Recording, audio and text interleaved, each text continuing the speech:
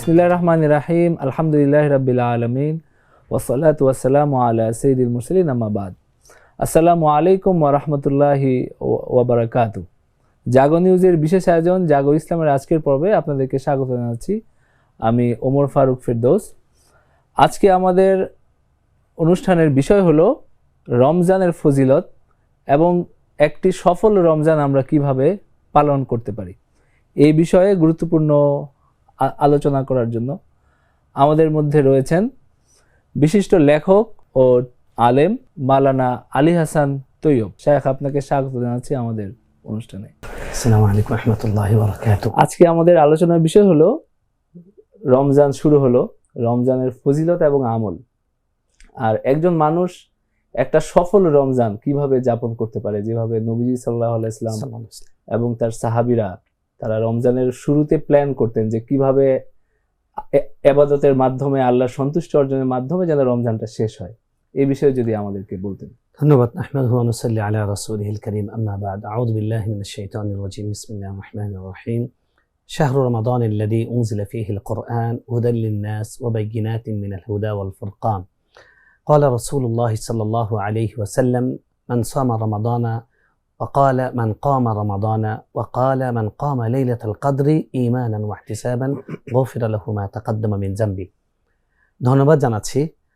মাহে রমজান আল্লাহ সুবহানাহু ওয়া তাআলা আমাদের দান করেছেন, বহুল প্রতীক্ষিত, বহুল অপেক্ষিত, ও আল্লাহর কাছে বারবার আমরা চেয়েছি, দোয়া করেছি, আল্লাহুম্মা বাল্লিগনা রমাদান। সেই রমজানে আল্লাহ আমাদের উপনীত করেছেন, এই জন্য আল্লাহ সুবহানাহু ওয়া তাআলা শুকরিয়া আদায় করছি, আলহামদুলিল্লাহ। রমজানের জন্য রাসূল সাল্লাল্লাহু আলাইহি সাল্লাম 2 মাস আগে থেকে দোয়া করতেন, সাহাবীরা 6 মাস আগে থেকে দোয়া করতেন, আল্লাহুম্মা বাল্লিগনা রমাদান, আল্লাহ রমজানে আমাদেরকে পৌঁছে দেন। এখান থেকে আমরা বুঝতে পারি যে রমজানের গুরুত্ব কত বেশি। আপনি দেখুন, আমাদের বাড়িতে যদি সাধারণ মেহমান আসে, আমরা সর্বোচ্চ কি করি, তাকে গেটে গিয়ে ওয়েলকাম বলি। আর যদি আমার বিয়ে বাড়ি থেকে অতিথি আসে, তাহলে আমরা কি করি, তাহলে আমরা 7 দিন আগে থেকেই যে ঘরের জিনিসপত্র আসবাব সব ঠিক আছে কিনা, তাকে কে ওয়েলকাম করবে, তাকে কি খাবার দেওয়া হবে, কি মেনু খাওয়ানো হবে, অর্থাৎ মেহমান যত গুরুত্বপূর্ণ তার প্রস্তুতিটা তত আগে থেকে তত স্ট্রংলি হতে থাকে। এবং যখন দেখেন যে আপনি মেয়েকে বিয়ে দিবেন এবং মেয়েকে প্রথমবার দেখতে আসবে, সম্বন্ধ হবে, তখন একদম পুরা বাইরে রাস্তাঘাট সব ক্লিন করে ফেলি আমরা, যে এটা হলো মানে ভিভিআইপি গেস্ট, একদম সর্বোচ্চ মানের অতিথি। এখন একজন মানুষের জীবনে, একজন ইমানদারের জীবনে রমজান হলো তার জীবনে পাওয়া সর্বোচ্চ অতিথি, সর্ব ঊর্ধ্বের অতিথি। যে এই অতিথির যেভাবে কদর করা দরকার, আমার জীবনে আর কোনো অতিথি এরকম আসে না। ইবনুল জাওজি রাহমাতুল্লাহ একটি কথা লিখেছেন যে কবরবাসীকে যদি জিজ্ঞেস করা হতো যে তোমাকে জাগিয়ে তোলা হলো, জাস্ট একটা জিনিস দুনিয়ার চাইতে পারবে, একবারের সুযোগ, চাও তুমি কি চাইবে? সে বলবে রমজানের একটি দিন চাই। সুবহানাল্লাহ। রমজান কত দামি, মাহে রমজান কত বড় দামি নিয়ামত। রাসূল সাল্লাল্লাহু আলাইহি ওয়াসাল্লামের কাছে মুসনাদ আহমদের হাদিসে এসেছে, সহিহ বর্ণনায়, ইবনে রাজব হাম্বলি লাতাইফুল মারিফা হাদিস এনেছেন যে সাহাবীদের মধ্যে একটা বিস্ময়কর ঘটনা ঘটলো। একজন সাহাবী তিনি শহীদ হয়ে মারা গেলেন, তার 2-3 বছর পর আরেকজন সাহাবী স্বাভাবিকভাবে মারা গেলেন। তো স্বপ্নে 3য় জন দেখলেন যে এই দুজনে একসঙ্গে এসছেন, তার সাথে কথা হচ্ছে। তিনি বললেন যে আপনি কেমন আছেন? বললেন জান্নাতে আছি। আপনি কেমন আছেন? জান্নাতে আছি। তো বললেন যে ওই শহীদ ব্যক্তি যিনি, তারপরে যিনি মারা গেছেন স্বাভাবিকভাবে, বললেন যে তার মর্যাদা শহীদের থেকেও বেশি হয়েছে। তো সকালবেলা ঘুম ভাঙার পরে সাহাবীদের সঙ্গে শেয়ার করলেন, সবাই বলাবলি করছেন যে শহীদের মর্যাদা সর্বশ্রেষ্ঠ। তো একজন সাহাবী নর্মাল স্বাভাবিকভাবে মৃত্যুবরণ করে, তার চেয়ে মর্যাদাবান কিভাবে হতে পারেন? তখন রাসূল সাল্লাল্লাহু আলাইহি ওয়াসাল্লামের কাছে যখন এই প্রশ্নটা উত্থাপিত হলো, তিনি বললেন তোমরা অবাক হচ্ছ কেন? সে কি যে বছর বেঁচে ছিল অতিরিক্ত, তার মধ্যে রমজান পায়নি? সে কি নামাজ পড়েনি? সে কি সিয়াম করেনি? সে কি জিহাদ করেনি? সে কি হজ করেনি? সে কি ইবাদত করেনি? হ্যাঁ করেছে। তাহলে তার জীবনে সে সময় বেশি পেয়েছে, রমজানের মতো মূল্যবান অতিথিকে সে কদর করেছে, করে তার জীবনটাকে সে একজন শহীদের থেকেও তার আমলনামাকে সমৃদ্ধ করতে পেরেছে। সুতরাং রমজান যে আমরা পেয়েছি, এর জন্য আমাদের প্রথম যেটা কাজ, আমাদের প্রথম পরিকল্পনা, আমাদের প্রথম যেটা আসা দরকার, যে আমি একটা আমার জীবনের শ্রেষ্ঠ নিয়ামত পেয়েছি, এটা উপলব্ধি দরকার। এটার জন্য আল্লাহ শুকরিয়া দরকার। আলহামদুলিল্লাহিল্লাযী বাল্লাগানা রমাদান। সব প্রশংসা ওই আল্লাহর জন্য যিনি আমাদেরকে রমজানে পৌঁছেছেন। এটা হলো রমজান আমাদের প্রথম কাজ। কারণ যে ব্যক্তির কাছে রমজান এসেছে তার এই অনুভূতি নাই।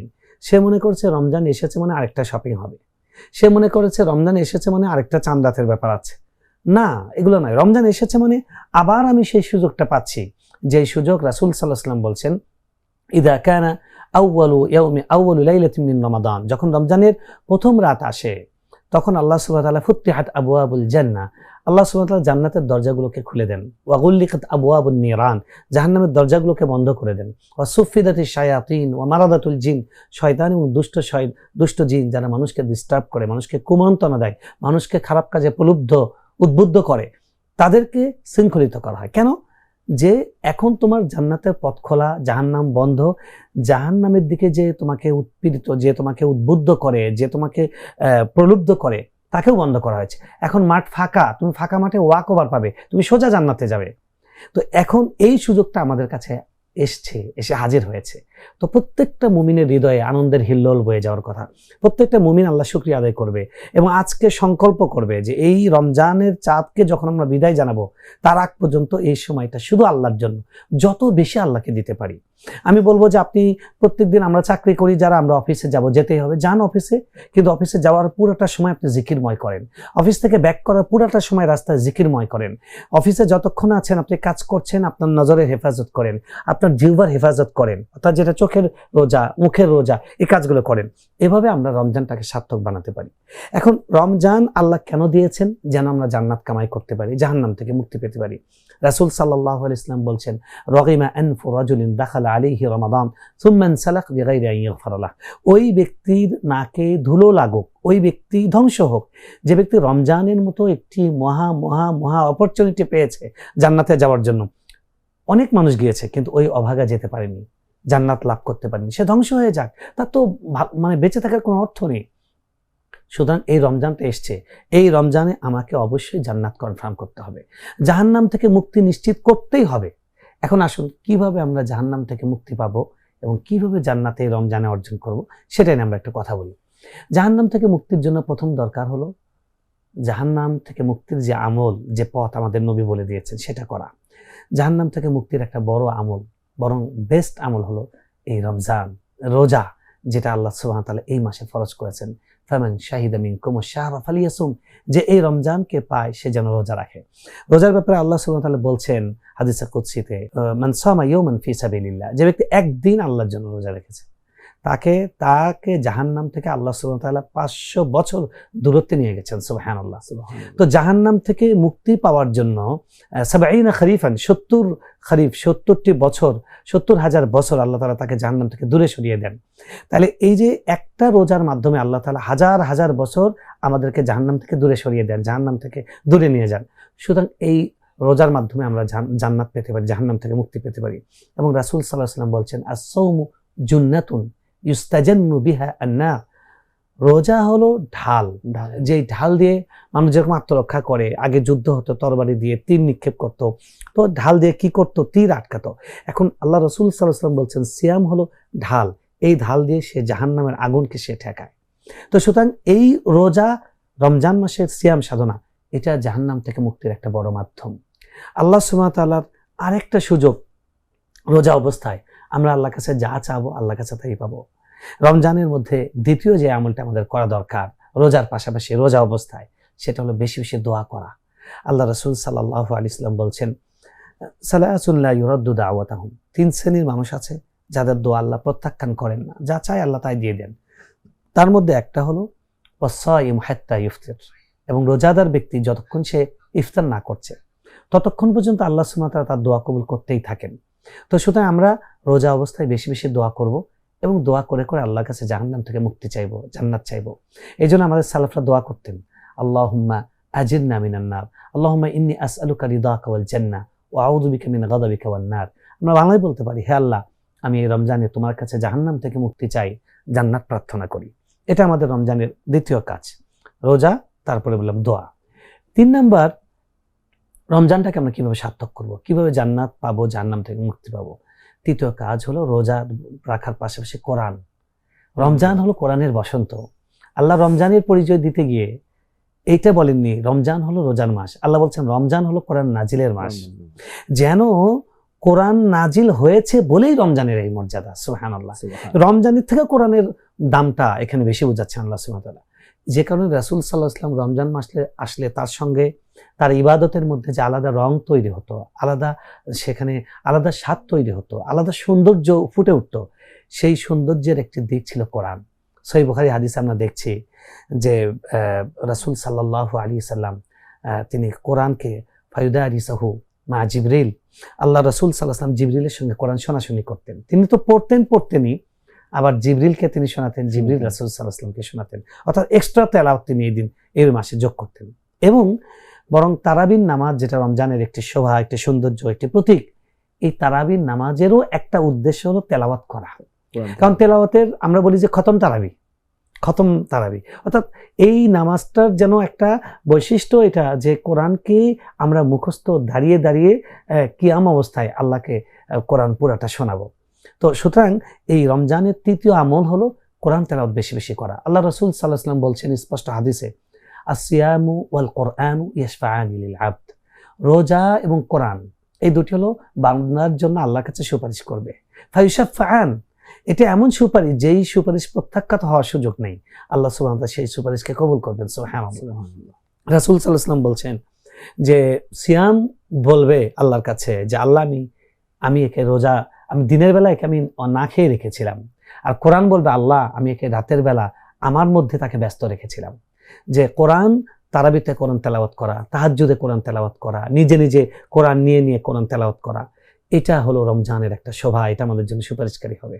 তাহলে আমরা দেখলাম যে সিয়াম, তারপরে বললাম দোয়া, তারপরে হলাম কোরআন তেলাওয়াত। এবং দোয়ার, রমজান মাসে দোয়ার আলাদা একটা সৌন্দর্য, আলাদা একটা সম্পর্ক আছে।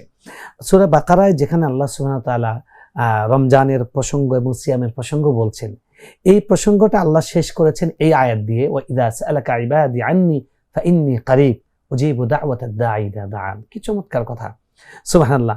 হে নবী, যখন আমার বান্দারা আমার সম্পর্কে জিজ্ঞেস করে, তখন তুমি বলে দিবে যে আমি তোমাদের খুব কাছে আছি, আমাকে খুঁজতে হবে না, আমার কাছে যেতে হবে না, তুমি শুধু আমার মুখী হও, তোমার হৃদয়টাকে শুধু আমার দিকে ফেরাও, আমি তোমার কাছে হাজির। যে আমার কাছে হেঁটে আসে আমি তার কাছে দৌড়ে যাই, যে আমার দিকে এক বিগত অগ্রসর হয় আমি তার দিকে এক হাত অগ্রসর হই। তো এই আয়াতের তাফসিরে মুফাসসিরিনরা বলছেন যে এই যে রোজার আয়াতের সাথে সাথে মানে ইমিডিয়েটলি অব্যবহিত পরে এটাকে আনার একটা মেসেজ হলো এই যে রোজার একটা সৌন্দর্য, রোজার একটা সম্পর্ক দোয়ার সাথে। তাই রোজা রেখে রমজান মাসে বেশি বেশি দোয়া করার চেষ্টা করা উচিত। বিশেষ করে ইফতারের আগ মুহূর্তে, ইন্নালিস সাইমি ইনদা ফিতরিহি দাওয়াতুন মুস্তাজাবা, রোজাদার ব্যক্তির জন্য সে ইফতারের পূর্ব মুহূর্তে তার জন্য আল্লাহর পক্ষ থেকে বিশেষ একটা ঘোষণা আছে যে যা চাবে তাই পাবে, একদম 40 কোটি টাকার লটারির মতো, যা চাবে তাই পাবে। তাই ইফতারের পূর্ব মুহূর্তে দোয়া করা। এবং সাহরির সময় ওয়াবিল আসহারি হুম ইস্তাগফিরুন, বিশেষ করে আপনার সাহরি করে ফেলেছেন, এখন কয়েক মিনিট বাকি আছে, এই সময় খাবার নিয়ে পর্যালোচনা না করে, রাজনৈতিক আলাপ না করে, রাজনৈতিক আলাপ 2 মাস হয়েছে, নির্বাচন শেষ, এখন আপনি নিজের আখের গোছান। এখন আমি এই সময় আল্লাহ সুবহানাহু ওয়া তাআলার কাছে দোয়া করবো, আল্লাহর কাছে চাইবো, আল্লাহ আমার জীবনে এই নাই, আল্লাহ আমাকে এই দেন, আল্লাহ আমার এই গুনাহ মাফ করেন, আল্লাহর কাছে চাইবো। 3 নম্বর হলো প্রত্যেক ফরজ নামাজের পরে এই সময় দোয়া কবুল হয়, দুবুরাস সালাতিল মাকতুবা। 4 নম্বর হলো আমরা দোয়া করব বেশি বেশি কোরআন তেলাওয়াতের পর, কোরআন তেলাওয়াতের পর দোয়া কবুল হয়, যে কোনো ইবাদতের পর দোয়া কবুল হয়। তারপরে বাইনাল আযানাইন, আযান এবং ইকামতের মাঝখানে এই সময়টা দোয়া কবুল হয়। রমজানের জুমার দিনগুলো বিশেষ সৌন্দর্য, রমজানের জুমার দিনগুলোতে বেশি বেশি দোয়া করা। তো এটা আমরা চেষ্টা করবো। তাই 3টা কাজ বললাম, 1 নম্বর সিয়াম, 2 নম্বর হলো দোয়া, 3 নম্বর হলো আমরা বললাম যে কোরআনের কথা, কোরআন পাঠ করা। আমরা এই রমজানকে সার্থক করার জন্য 4 নম্বর যে আমলটার কথা আসবো সেটা হলো সাদাকা করা, দান করা। রমজান হলো শাহরুল মুআসাত, তুই আপনাকে আজ বিলিয়ে দেশুন আসমানি তাগিদ, আমাদের কবি নজরুলের সেই অবিস্মরণীয় সেই লাইন। এটা রমজানের, উনি তো বলছেন ঈদের কথা, ঈদুল ফিতরের, সাদকাতুল ফিতরের কথা। আসলে রমজানময় এই প্র্যাকটিসটা হয়ে ওইটার চূড়ান্ত রূপ লাভ করে হলো ওই সাদকাতুল ফিতরের মাধ্যমে। তো উনি বলছেন যাকাত দেন রমজান মাসে। জি, তো যাকাতটা কি রমজানের সাথে সম্পৃক্ত একটা আমল কিনা? বা সুন্দর কথা। দেখুন, এই যে রমজানের একটা বৈশিষ্ট্য এবং সৌন্দর্য হলো রমজানে বেশি বেশি দান করা। তো রাসূল সাল্লাল্লাহু আলাইহি ওয়াসাল্লামের হাদিস এসেছে বুখারীতে যে কানা রাসূলুল্লাহ সাল্লাল্লাহু আলাইহি ওয়াসাল্লাম আজওয়াদান নাস, তিনি মানুষের মধ্যে সবচেয়ে দানবীর ছিলেন। ওয়া আজওয়াদা মা ইয়াকুন ফি রমাদান হিনা ইয়ালকাহু জিবরিল। আর তার দানশীলতা, তার দানবীর এই যে দানের প্রবাহ, এটা রমজানের সর্বোচ্চ গতি পেত। তো এই যে রমজানে তিনি সবচেয়ে বেশি দান করতেন। রমজানের দানের বিভিন্ন দিক আছে, তার মধ্যে আমাদের সালাফরা যেটা করেছেন, জাকাতটা তো একটা নির্দিষ্ট মাসেই দিতে হয়, তারা এই রমজানে দিতেন। বাট আমরা দর্শকদেরকে বলবো, মনে রাখতে হবে যে জাকাত রমজান মাসে ফরজ হয় না, বা জাকাত রমজানই দিতে হবে এমন নয়। জাকাত ফরজ হয় আপনি নেশাব পরিমাণ সম্পদের মালিক যেই মাসে হয়েছেন, পরের বছর ওই মাসে হবে। কথার কথা আপনি শাওয়াল মাসে গত বছর আপনি প্রথম জাকাত পরিমাণ সম্পদের মালিক, কথার কথা 15 লাখ টাকার মালিক হয়েছেন, আপনি এবছর শাওয়াল মাসে আপনি সেই আপনার জাকাতটা আদায় করবেন। কিন্তু রমজানে দিতে পারেন অগ্রিম হিসেবে, কিংবা 1 মাস দেরি করেও দিতে পারেন, বিকজ রমজানে প্রত্যেকটা তুদাআফু ফীহিল হাসানাত, প্রত্যেকটা আমলের সওয়াবকে এই মাসে বাড়িয়ে দেওয়া হয়। কারণ এটা মৌসুম, যখন অফার চলে, অফারকালীন সময় অনেক কিছু বেশি পাওয়া যায়। তো এখন আল্লাহ সুবহানাহু ওয়া তাআলার পক্ষ থেকে অফার, ইয়া বাগিয়াল খাইরি আকবিল, হে ভালো কাজের দিকে অগ্রসর, আগাও আগাও, আমরা তোমাকে এগিয়ে নেওয়ার জন্য প্রস্তুত, শয়তানকে বন্দী করে রেখেছি, জান্নাতের দরজা খোলা, আসো আসো। তো সেজন্য এই মাসে আমরা অনেকেই জাকাত দেয়। আরেকটা সুবিধা হলো যে মাস মনে রাখতে পারে না অনেকেই। রমজান একটা ফিক্সড একটা ব্রেনে থাকে যে না, আমার ফরজ জাকাতটা আমি এই মাসে দিই, তাহলে কোনো বছর মিস হওয়ার সম্ভাবনা থাকে না, এই আর কি। বাকি এটা আবারও বলছি, মনে রাখবেন রমজানেই দিতে হবে এমন কিছু নয়, এবং রমজানেই দেওয়া ফরজ বা সুন্নত নফল এরকম কিছু নয়। এটা জাস্ট হিসাবের সুবিধার্থে এবং সওয়াব বেশি পাওয়ার একটা টেকনিক, যাতে ইসলামে কোনো না নেই। আর আমরা যে সদকার কথা বললাম ওটা হলো নফল সদকা। হ্যাঁ, আর এটা হলো ফরজ সাদকা। সাদকা 2 রকমের।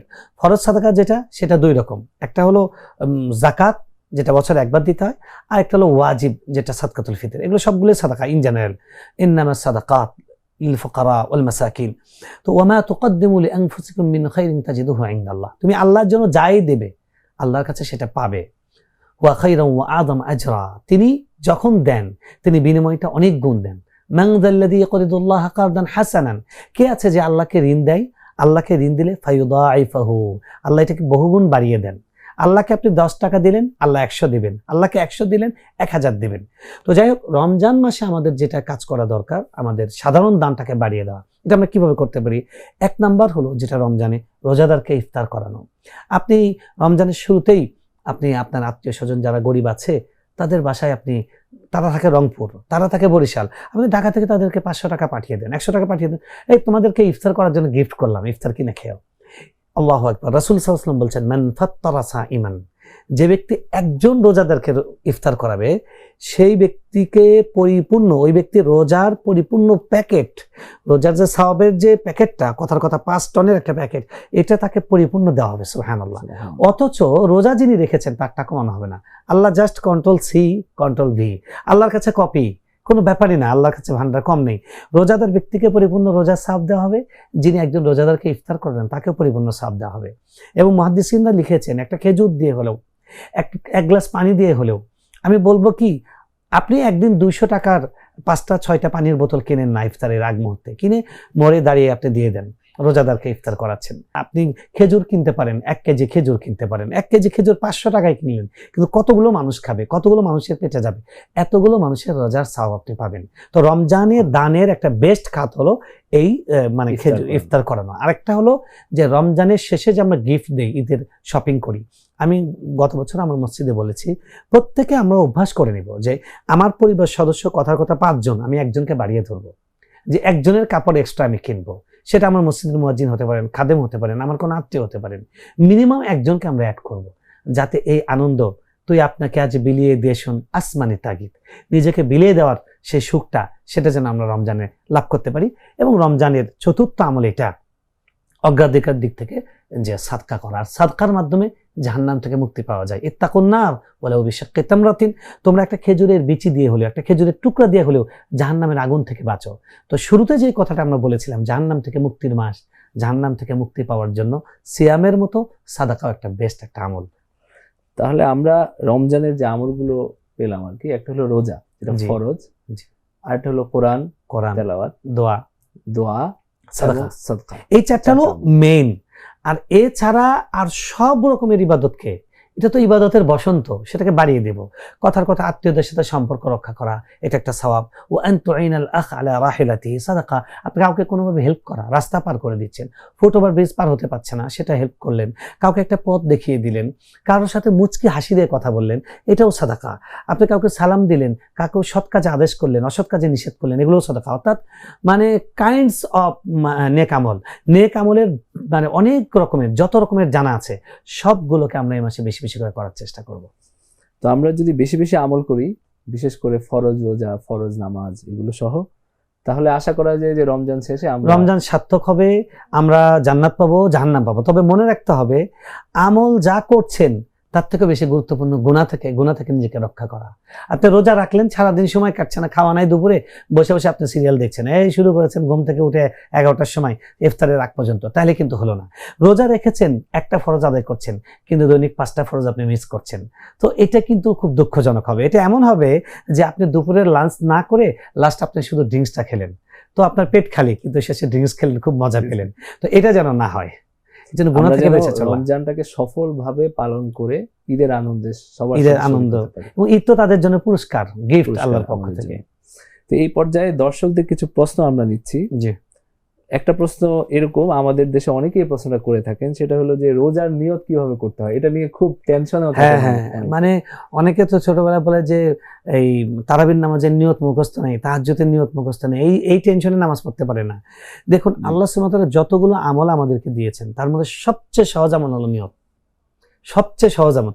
ইমাম আহমদ বিন হাম্বল রাহমাতুল্লাহ তার ছেলে আব্দুল্লাহকে বলেছেন যে এই পৃথিবীতে আমলকে বাড়ানোর জন্য এর থেকে সহজ কোনো উপায় নাই, নিয়ত করা। কথার কথা, আপনি নিয়ত করলেন যে আমার যদি টাকা হয়, আমি একটা মানে এতিমখানা করবো বিশাল, যেখানে 10,000 এতিম লালিত পালিত হবে। আপনি করতেও পারলেন না।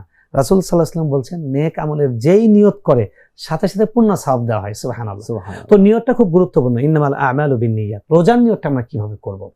রোজার নিয়তটা হলো জাস্ট এই কথাটা মনে আনা যে আমি আজকে রোজা রাখছি, এটাই। এটার জন্য কোনো গদবাঁধা বাক্য নাই। নাওয়াইতু আন আসুম্মা গাদাম মিন শাহরিন, মনে রাখবেন এই নিয়তটা কিন্তু একদম ভুল, বানোয়াট এবং হাস্যকর এই অর্থে যে আমি আগামীকাল রোজা রাখবো, এই বাক্যটা গদান। তো আগামীকাল রোজা রাখবেন কেন? আপনি তো আজকে রোজা রাখবেন। এই দোয়াটা যে Bangladesh, product by Bangladesh, made in Bangladesh, তার একটা প্রমাণ হলো যে আমরা তো দেখি যে দিনের শুরু হয় রাত পোহালে, তো এখন বাংলাদেশের স্থানীয়ভাবে যে পরের দিন আমি রোজাটা রাখছি রাত পোহালে, কিন্তু ইসলামে কিন্তু দিন শুরু হয় যখন সূর্য অস্ত যায়, নতুন দিন শুরু হয়। তো আমার আজকের দিন কিন্তু গতকাল মাগরিবের পরে শুরু হয়েছে, আজকে মাগরিবের পর আগামীকাল শুরু হয়ে যাবে। সুতরাং নিয়তটা হবে যে আজকে রোজা রাখলাম, এভাবে আমরা নিয়তটা করব। কেউ যদি মুখে উচ্চারণ করে বলতে চায়, তাহলে বলবে যে আমি আল্লাহ সন্তুষ্টির জন্য আল্লাহ সন্তুষ্টির জন্য আজকে রোজাটা রাখছি। আরবি বলার কোনো প্রয়োজন নাই, এবং না বলবে, কারণ নিয়ত মানে কসদুল কলব, আমার মনের সংকল্প। আমি তো আরবিটা বুঝি না, তাহলে আমি আমার সংকল্পটা কিভাবে বোঝাবো? এই জন্য আমরা বাংলাতেই নিয়ত করবো। আর কেউ যদি মুখে উচ্চারণ না করে শুধু মনে মনে বলে, হ্যাঁ, যথেষ্ট, এবং সেটাই সুন্দর। মুখে উচ্চারণ করাটা জরুরি নয়, শুধু একটা নিয়ত মুখে উচ্চারণ। মনে রাখবেন যে একটা নিয়ত রাসূল সাল্লাল্লাহু আলাইহি ওয়াসাল্লাম মুখে উচ্চারণ করেছেন, সেটা হজ ওমরার নিয়ত। আর কোনো নিয়ত উনি মুখে উচ্চারণ করেননি, অন্তরে থাকলেই হবে। হ্যাঁ, এটা অন্তরের আমল, নিয়তটা হলো অন্তরের আমল। আচ্ছা, আরেকটা প্রশ্ন এরকম ছিল যে সাহারির কোনো দোয়া আছে কিনা, মানে সাহারি কোনো দোয়া না পড়লে সাহারি খাওয়া হচ্ছে না অথবা রোজা হচ্ছে না, যে ধরনের কোনো মানে সাহারির কোনো নির্দিষ্ট দোয়া নেই। যে কোনো খাওয়ার শুরুতেই যে আমলটা, সেই আমল আল্লাহর নামে বিসমিল্লাহির রহমানির রহিম বা আলহামদুলিল্লাহ বা বিসমিল্লাহি ওয়া আলা বারাকাতিল্লাহ, মানে আল্লাহর নাম নিয়ে খাওয়া শুরু করা, ডান দিক থেকে খাওয়া, মানে অন্যান্য খাওয়ার যে সুন্নাহ সেই সাধারণ সুন্নাহ, এর জন্য এক্সট্রা কোনো দোয়া নেই। সাহারির জন্য এক্সট্রা কোনো দোয়া নেই। ইফতারির জন্য আছে দোয়া, কিন্তু সাহারির জন্য এক্সট্রা কোনো দোয়া নেই। আরেকটা প্রশ্ন এরকম ছিল যে রোজা রেখে ইনজেকশন নিলে অথবা ইনসুলিন নিলে, যারা ডায়াবেটিসের কারণে ইনসুলিন নেয়, এটার কারণে কি রোজা ভাঙে কিনা? না, এটার কারণে রোজা ভাঙবে না, যেহেতু এটা হলো আমাদের শিরার মধ্যে যায়। আর রোজা ভাঙ্গার কারণটা হলো যে আমাদের খাদ্যের যে নালীটা, খাদ্যনালী, সেইখানে যদি আমরা কোনো কিছু প্রবিষ্ট করাই, তখন রোজা ভাঙ্গার বিষয় আছে। এটা যেহেতু বাহিরে, এটাতে রোজার কোনো সমস্যা নেই। আরেকটা খুব প্রয়োজনীয় ব্যাপার, সেটা হলো যে আমাদের অনেকে ভুল করে বা অনিচ্ছাকৃত খাওয়া হয় আর কি, মানে খেয়ে ফেলে, কিছু রোজা রেখে ভুলক্রমে খেয়ে ফেলে। তো সেই ক্ষেত্রে কি রোজা ভাঙবে কিনা? দেখুন, এই ক্ষেত্রে একটা সুন্দর একটা মাসালা বলি। রাসূল সাল্লাল্লাহু আলাইহি ওয়াসাল্লাম বলছেন, প্রথম কথা হলো তো রোজা ভাঙবে না। ভুল করে যদি কেউ খায়, তার রোজা ভাঙবে না। এবং আল্লাহ সুবহানাহু ওয়া তাআলার পক্ষ, রাসূল সাল্লাল্লাহু আলাইহি ওয়াসাল্লামের পক্ষ থেকে সোজা কথা, তিনি বলেছেন রুফি আল কালাম আন সালাস, তিনজন ব্যক্তির উপর থেকে কলম তুলে নেওয়া হয়েছে, অর্থাৎ তার মামলা নেই, তাকে ধরা হবে না। তার মধ্যে একটা হলো আনিন নাসি, যে ভুলে গেছে। তো ভুল করলে তো আল্লাহ মাফ করবেনই, বরং ইসলামের সৌন্দর্যটা দেখেন, আল্লাহর দয়া দেখেন। রাসূল সাল্লাল্লাহু আলাইহি ওয়াসাল্লাম বলছেন যে যদি কোনো রোজাদার ব্যক্তিকে কেউ ভুল করে খাচ্ছে, যদি দেখে যে উনি খাচ্ছে আর উনি শারীরিকভাবে খুব দুর্বল, রোজা রাখতে অনেক কষ্ট হয়, তাহলে তাকে দেখেও না দেখার ভান করবে যে ভুল করে খেয়েছে, আল্লাহ তাকে, আল্লাহ রাসূল সাল্লাল্লাহু আলাইহি ওয়াসাল্লাম বলছেন ফাইন্নামা আত'আমাহুল্লাহ, আল্লাহ তাকে খাইয়েছেন। সুবহানাল্লাহ, আল্লাহ কি দয়া।